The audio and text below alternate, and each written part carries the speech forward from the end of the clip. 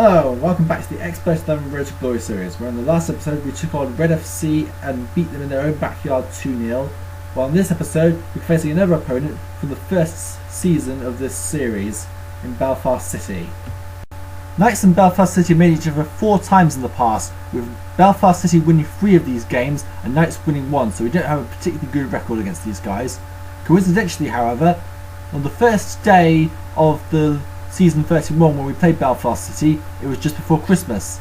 This season, one of the games against Belfast City, the second leg of the double header, will also just be on the week before Christmas. Kind of strange how that turned out, to be honest. That game also saw Geo Dihor make his debut for the club just hours after he signed for us. But this year, Geo Dihor will have to be relegated to a backup role as Ant Connolly is starting to establish himself as the club's first choice goalkeeper for many seasons onwards at just 20 years of age. He'll no doubt be with us till the end, so you can expect us to pick Ant Connolly in goal as our first choice keeper pretty much every game until the end of the series. Do bear in mind though that although Knights have lost 3 times to Belfast City, it has mostly been down to the fact that we have had a weaker squad, much weaker than Belfast City. Our squad is now as strong, if not stronger than Belfast, with them sort of suffering from average age and an overage goalkeeper in Carmelo Barella. Our only victory came in the last game of season 31 where we had to win in order to get into the playoffs. We did that and then went on to win the playoff against Cydonia F.C. to go up to Division 5. This time round we are trying to aim to do about a playoff and go up to Division 5, but we may still go through the playoffs anyway. Belfast City have the highest skilled midfielder in this division of ADS Spreer of 13 bars. He's a pretty dangerous threat, but unfortunately for Belfast City he's their standout midfielder, which isn't particularly good, especially considering the level that our team is playing at now. As you can see, Ronaldo Caio scoring 3 seasons ago in that win in the final game of season 31. The biggest change however is the strike force, which has got a complete overhaul with Michael McCauley, Georgi Migoriach and Johannes Krause-Lee all gone now and replaced by a new striker that's now equal in the strength of Rune Söderlin, who has reduced in skill. There's Ryan Björsen, the number 13 striker, who is a strike partner to Söderlin and forms a pretty intimidating looking strike partnership, as you can see from their squad here. In addition to this, Belfast City also have the smallest squad in the division, thereby making form training a lot easier with less players to cover the costs for. The second smallest squad in the division being ours with 18 players, so we've just a bit more than Belfast City, although that said Curtis Horton is really just a temporary player to allow us to sell Zubeldia later in the season, although whether we will actually sell Zubeldia or not, I am not sure. The big team news for us this time is that Sebastião Quimado and Devin Reilly have both recovered from injury and are fit to play in the game against Belfast City. So let's see how the team lines up. Knights line up in a 4-5-1 formation with Ant Connolly in goal, a back 4 Pim and Kruis, Ledley King, Aquila Santa Maria and Pedro Miramontes, a midfield of Sergei Kivyatkowski, Pierre Of Hesslink, Alvito Roma, Sebastião Quimado and Raymond Hargreaves, a front low man of Celso Mota, Quimado making his return to the starting lineup. Belfast City have opted to line up in a 5-3-2 formation, which is an interesting choice to say the least.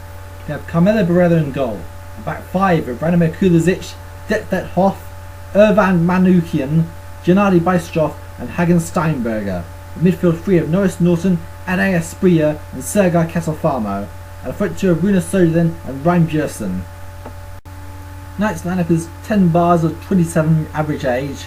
Belfast City's meanwhile is 11 bars, but it has a 31 average age and was struggling for form. So let's see how the teams do. It's time to go to the supermassive black hole for the match. Captains for this match are Pim van der Kruis for Knights of Cydonia, ticked to him the captain's armband as he always is this season, and Carmelo Barella for Belfast City, the 37-year-old goalkeeper. The referee is Sten Cole, skill 5 harshness 9. Knights are in the red and yellow strip, while Belfast City are on the white and grey strip. Knights are playing from left to right, Belfast right to left. It's important we get a win this round too, as Malmo against Old Love Craftians. Old Love Craftians should pick up a very easy win against Malmo, so it's up to us to keep our noses in front of them for their surefire win and to beat Belfast City.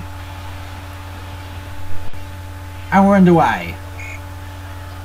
And Belfast City have taken the kick-off early on, but it's Knights who are starting to get a good foothold on the ball here. We've got a breakaway. It's Alvito Roma trying to place the ball to the right of the goalkeeper, and it missed. Carmelo Barella wasn't really troubled by Alvito Roma's shot. He's been in such great form recently, but we're a free kick in a dangerous position here. It's aimed at Celso Mota, who hits the ball towards the goal, and it missed. Celso Mota was fairly even on target. Our players are having trouble finding the net at the moment. We go ahead on goal by Celso Mota, and he scores! This time, the first shot on target of the game, and Celso Mota has headed in Sergei Kvyatkovsky's corner. 1-0 to Knights. 23 minutes played. And in the other games of the division, as expected, Olaf Kraken's already 2-0 up against Malmo as we got a free kick in a dangerous position. Pedro Miramontes, can he beat Barella? No. Barella's got a decently skilled here, and he's not going to be beaten so easily by a free kick taker like Pedro Miramontes, which is unfortunate really, but oh well. Chip on goal by Celso Mota.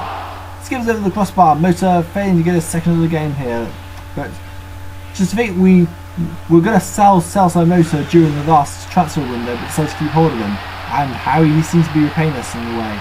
Pedro Miramontes tries to place the ball left the goalkeeper, and Barella saves again, but we've got our noses in front. We are winning this game. That's the important matter for now, especially as Olaf Kraken's are 3-0 up against Malmo, and that is the half time. That's been completely dominant in this game so far.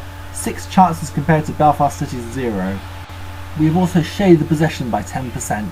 So let's start the second half to see how things get underway. Oh, by the way, Roma Turner went 5-0 up against Colonel Getafe in the first half.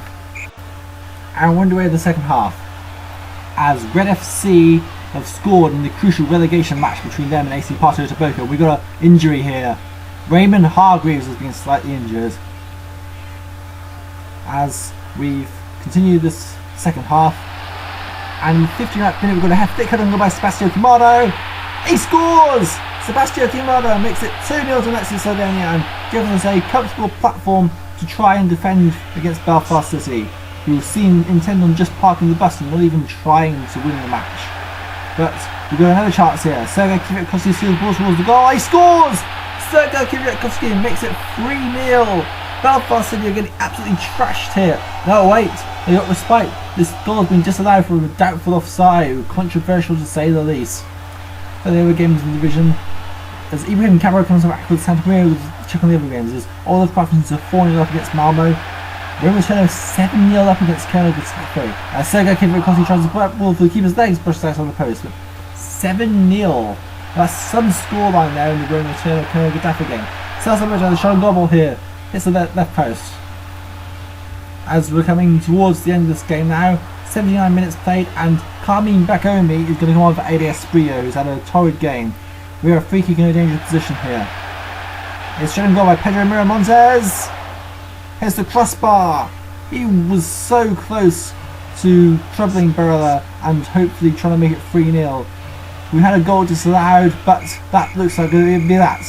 Knights have had a storming first half to the season with 7 victories from 7 games to leave us on 21 points at the top of this division.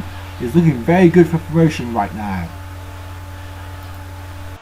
But there's no doubting what the standout score in the division is. Roma Turner's 7-0 win over Colonel Getafe. That's quite some scoreline. Alvito Roma was the man of the match for Knights of Cydonia, putting in yet another 15-bar performance. He's really been very good for us at the age of 22. Radomir Kulisic was the man of the match for Belfast City. In a situation here where it's hard to think of something new to say in the after-match section, because all the games seem to be so similar and blur into one with so many wins from us. It's been a storming first half of the season, but as I said before in the last episode, we may need to go the entire season unbeaten just to win the division. The Old Love Crafton's team are going to look relentless.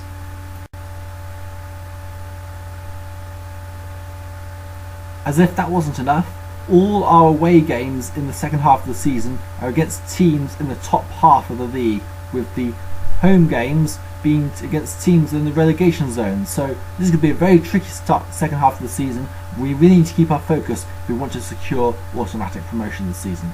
But this is looking like our best season in the club's history so far in terms of pure results gained so far. 7 out of 7 ain't bad so far, eh? So let's take a look at the team of the week and see who made it in this week. Team of the week is Elvis Grusel, again in Red FC in goal. The back four: Pedro Miramontes, Gert Eke Nicholson, Clearing Kruis and Ronaldo Sanfregos, the last three all being Roma returner, which means Ledley King has been ousted in the MVP race by Elvis Grusel. Midfielder Ben Buckley, Old Love Craftians, Giles Painter, Old Love Craftians, and Kingsley Oaks, Old Love Craftians, with Alvito Roma, Knights of Cydonia in there for good measure. Predrag Lukovic, AC Parto Boca, and Elson Corin, Roma returner, make up the front two. D2K Virus picks up manager of the round again, but I'd say at the halfway point of the stage, I'd say let's see how the team's DVs are shaping up. Good time to do that halfway after all, isn't it? Standout here is Ant Connolly, who is sitting on 18 DV halfway through the season, which is a credible achievement to say the least. Alvito Roma's strong season reflection in his DV is 17, while Raymond Hargreaves is sitting on 16. Everyone here has decent values, though the striker is a little disappointing, with Enduro Zubaldi only on 13 DV. He really needs to be higher if we want to sell him on. Devin Reilly coming on 13 DV, while Ibrahim Qamara sits on 15 DV. Everyone is on a good DV, and our two 13 bar defenders are sitting on 8, so we should be able to help them get to a good DV level by the end of the season. However, Sergei Kvyatkovsky and Sebastian Kimado's DV leaves a lot to be desired. So after that round, we stay top on 21 points ahead of Old Love Craftians on 18, who beat Malmo 4-0. Roma returner leapfrogged Belfast City thanks to us beating them, and Roma returner beating Colonel Getafe 7-0. While in the relegation battle, AC Parto Boca won 3-2 against Red FC to give their survival hopes a major push. They sit 5th on the table now, currently 3 points ahead of Red FC, and this is the halfway point of the season, so everyone has played at least everyone once. So, this is how things stand at the halfway point. In the next episode, we're playing the second leg of the double headers against Belfast City. So, see you guys next time. Hopefully we can pick up another win and keep up this amazing run we've got going at the moment going. Goodbye.